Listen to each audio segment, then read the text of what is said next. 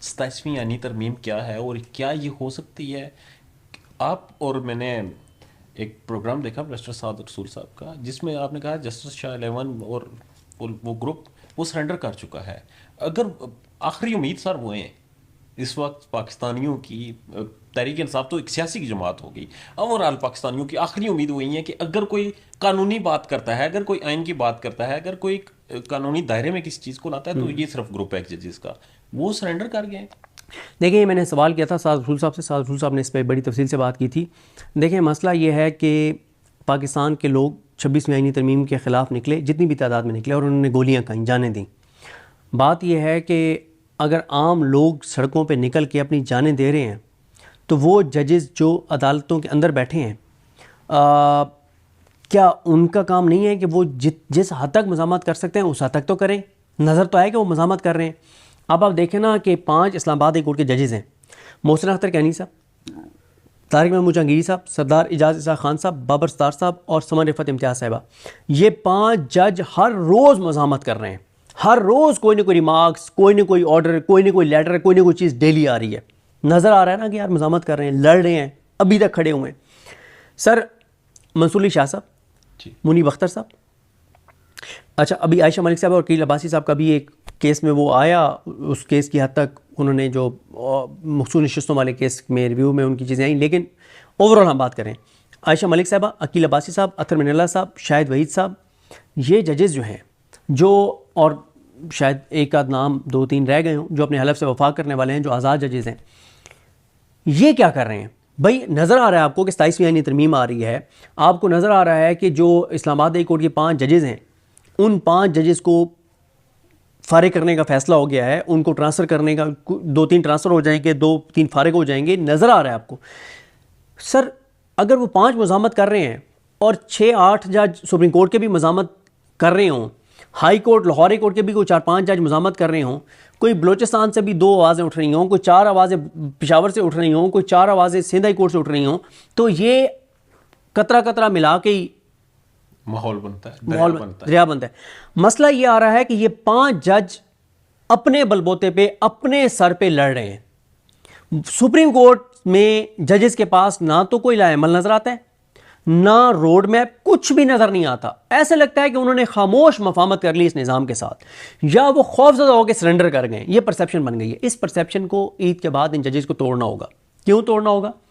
क्योंकि ये निज़ाम बड़ा स्मूथली हर चीज़ करता चला जा रहा है कि मखसूस नशिस्तें मिल जाएगी पीपल्स पार्टी नून लीग को, 5 जजेस की पिटीशन मुस्तरद हो जाएगी, डोगर साहब कंफर्म हो जाएंगे चीफ जस्टिस, 27वीं तरमीम आ जाएगी, 70 साल उम्र हो जाएगी रिटायरमेंट की, ये अमीनुद्दीन खान और जमाल खान मंदखेल और ये मुसरत हिलाली और इन सारों की, और ये शायद बिलाल हसन और ये सारों की शायद सिर्फ इतना कर दें कि आईनी बेंच के जज जो हैं वो 70 साल की, या जो भी, या आईनी अदालत ही अलग बन जाए, या कुछ और चीज़ें खिलवाड़ कर दी जाएँ।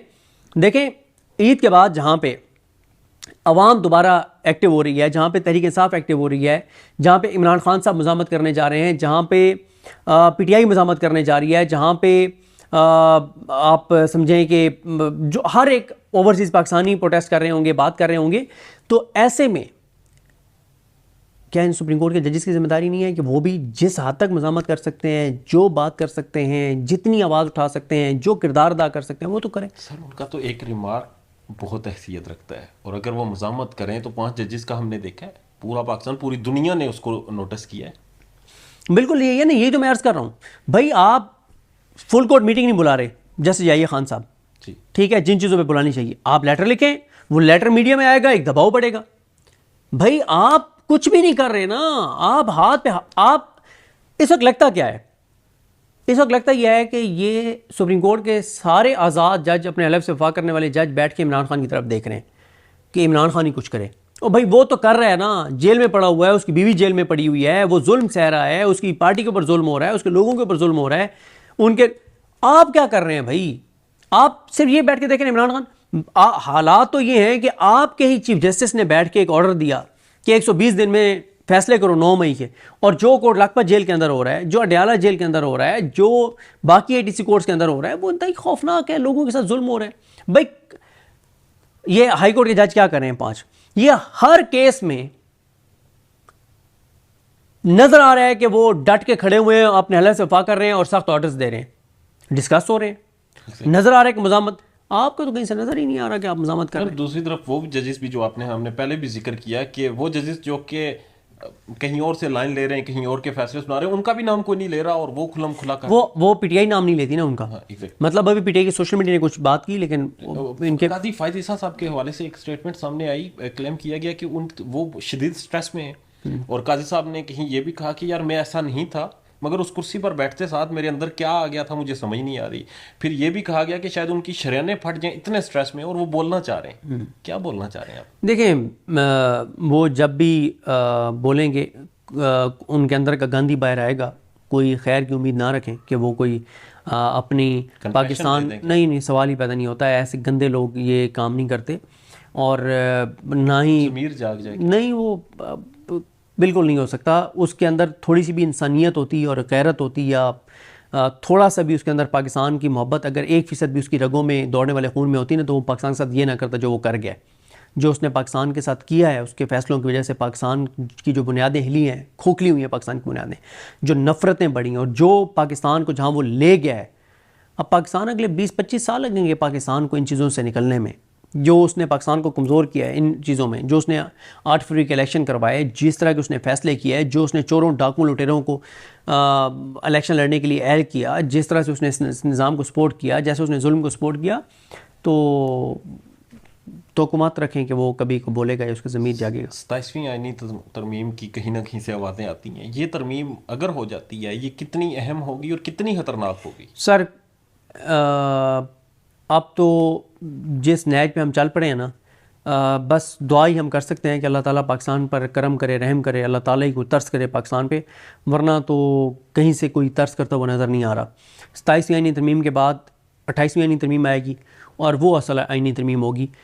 उसमें पाकिस्तान में शायद खिलाफत जो है उसका नफाज कर दिया जाए। खलीफा कौन होगा?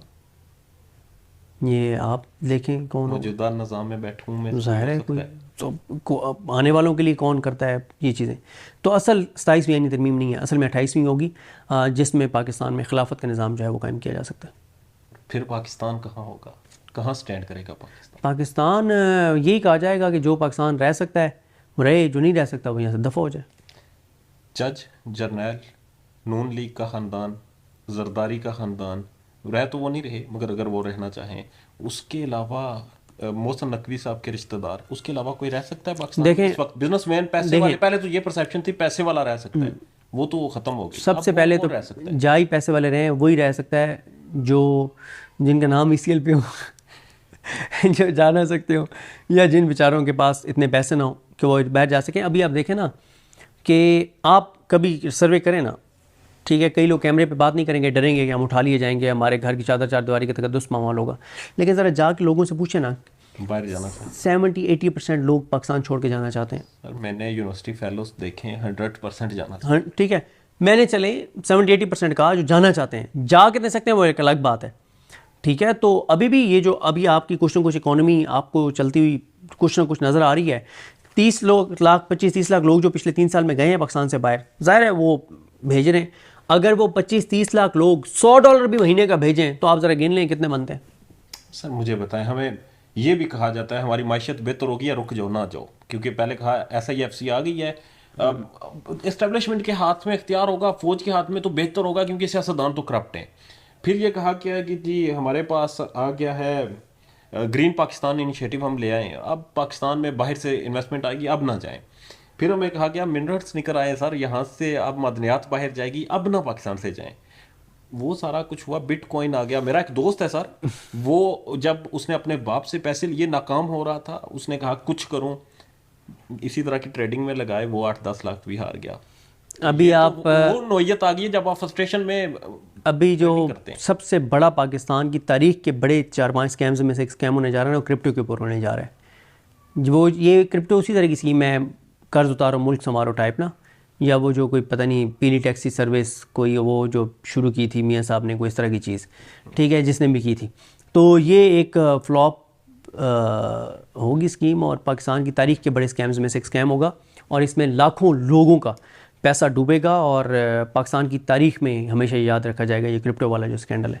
सर, रऊफ क्लासा साहब के साथ आपकी बड़ी न्याज़मंदी रही और आपने काम किया, उनकी एक स्टेटमेंट है, मुझे समझा दें, शायद मुझे समझने में गलती हुई, कि पॉपुलर लीडरशिप जमहूरियत के लिए बहुत बड़ा ख़तरा होती है, ये अमरीत की एक नई शक्ल बन जाती है, जितना मकबूल लीडर होगा वो आपके मुल्क, जमहूरियत, माशरे के लिए उतना नुकसानदेह होगा। क्लासेस आपका इंटरव्यू करें आप, वो समझा सकते हैं मुझे? ज़ाहिर है आप उनका इंटरव्यू करें, उनसे पूछें।